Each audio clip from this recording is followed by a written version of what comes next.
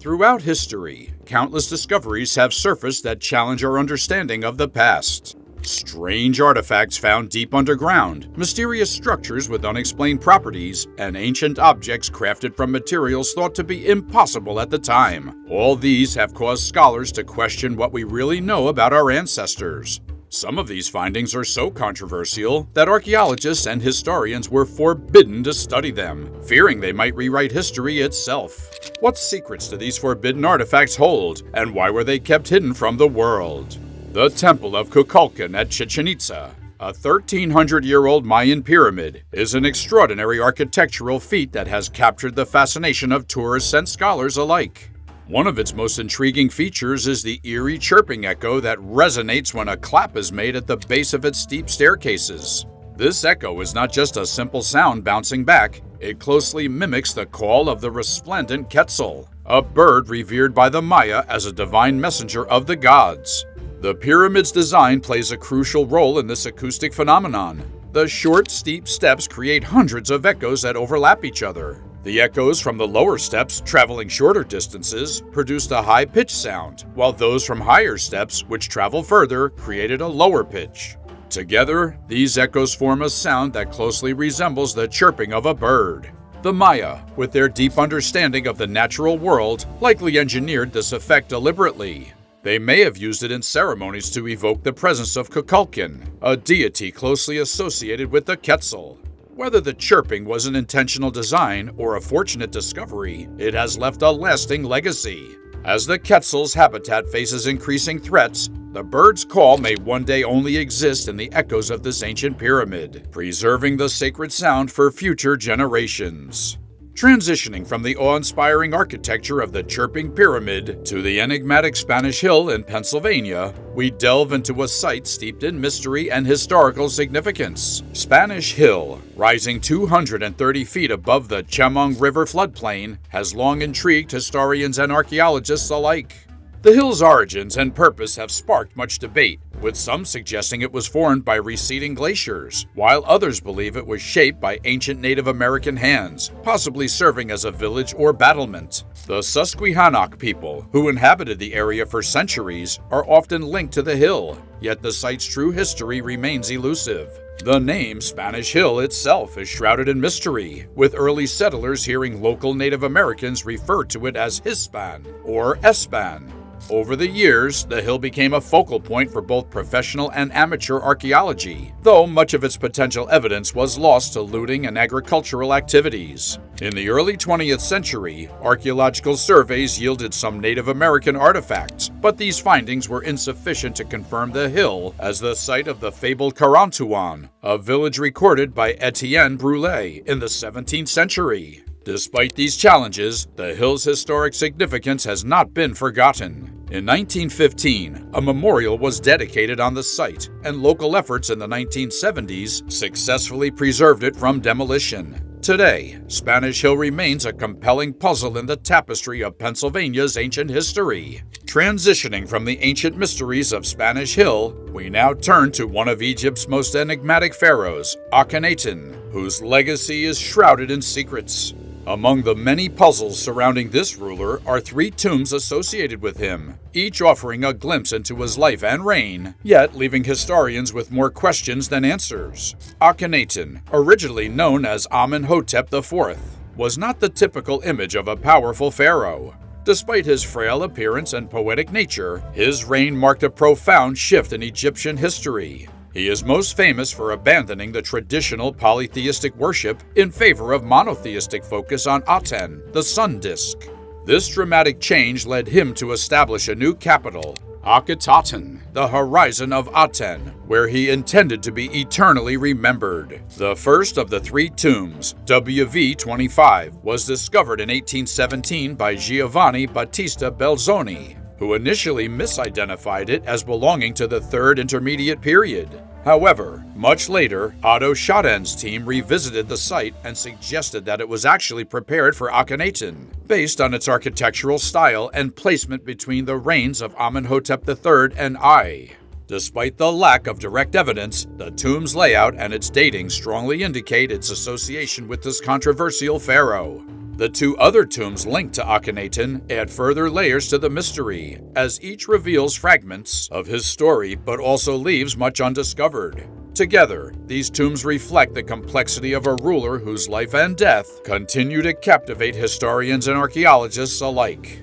In the late 1880s, an archaeological excavation in Sayre, Bradford County, Pennsylvania, led to a discovery that has baffled scientists for over a century. A group of researchers, including a Pennsylvania state historian, 2 professors, and a member of the Presbyterian church hierarchy, unearthed several human skeletons from ancient burial mounds in the area.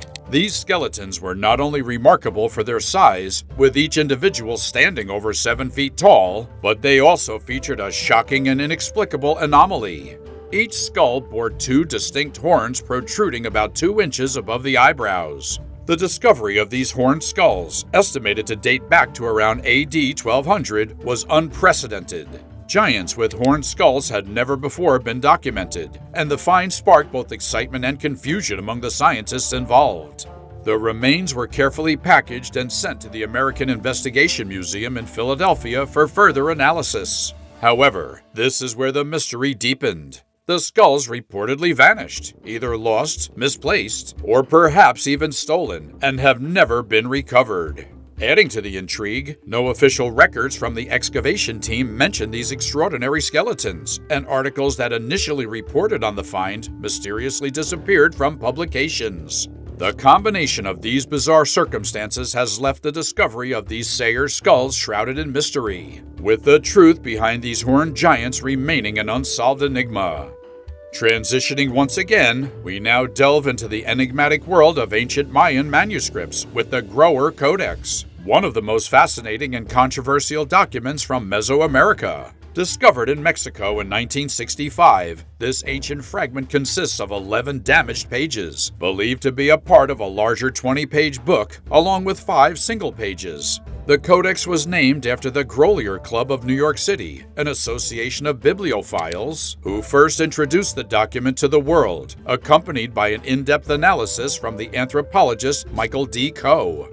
The Grower Codex is closely related to the Dresden Codex, another significant Mayan manuscript, and like its counterpart, it deals with the intricate Venus calendar, a critical element in Mayan cosmology. What sets the Grower Codex apart is its unique hybrid style, which showcases influences from both the Toltec and Mixtec cultures, reflecting a rich tapestry of Mesoamerican artistry.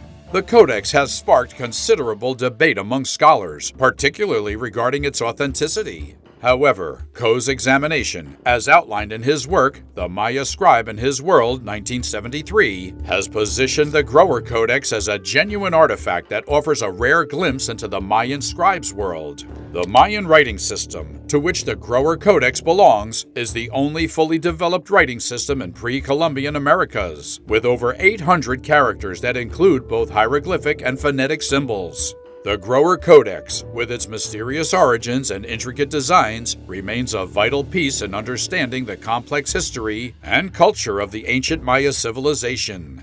Continuing from the enigmatic Grower Codex, we now delve into the mysterious tale of the aluminum wedge of Ayud, a legend that blurs the lines between history and myth. In 1974, workers near the banks of the Mureș River in Romania stumbled upon a curious discovery: 2 mastodon bones dating back some 11,000 years, and a peculiar wedge-shaped object buried deep in the sand. This object, unlike anything expected from such a prehistoric context, was made of an aluminum alloy, a material not commonly produced until the 19th century. Weighing 5 pounds and measuring just over 8 inches, the wedge was composed of 89% aluminum and smaller amounts of copper, silicon, zinc, and other metals.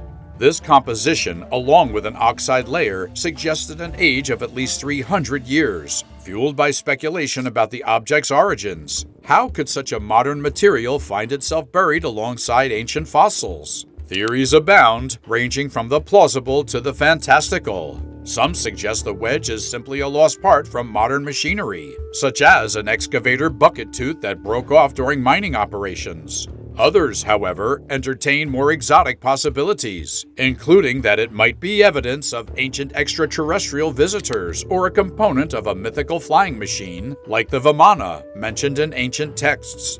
Today, the aluminum wedge of Aiud sits in the Museum of the History of Transylvania, its true origin still a subject of debate. Whether an out-of-place artifact or a misunderstood modern object, the wedge remains a captivating mystery, leaving us to wonder what other secrets the sands of time might hold. We now turn our attention to another controversial site steeped in both historical significance and academic debate: Sandia Cave in New Mexico. Nestled within the steep walls of Las Huertas Canyon in the Sandia Mountains, this cave was first excavated in the 1930s and quickly became a focal point for claims of ancient human habitation in the Americas, dating back 9,000 to 11,000 years. The site was heralded as the discovery of the oldest evidence of human life in the New World. Hibbins' findings suggested a culture whose artifacts bore striking similarities to those of Western Europe, challenging the prevailing theories that the first Americans migrated from Asia. This claim catapulted Sandia Cave into the spotlight, leading to its designation as a National Historic Landmark in 1961. However, as with many groundbreaking discoveries, Hibbins' claims have been met with skepticism. In the 1990s, an investigation by Douglas Preston raised serious doubts about the authenticity of the findings, revealing that some of the supposed ancient artifacts may have been altered by modern tools. Additionally, mammoth bones allegedly found at the site were later traced to an industrial gravel pit, further discrediting Hibbins' narrative. Despite its controversial history, Sandia Cave remains an important archaeological site. While its reputation has been tarnished, it still offers valuable insights into the early human history of North America, even as scholars continue to reassess its significance. Thanks for joining us in this journey. If you enjoyed this video, don't forget to like, comment, and subscribe for more fascinating archaeological insights and historical revelations.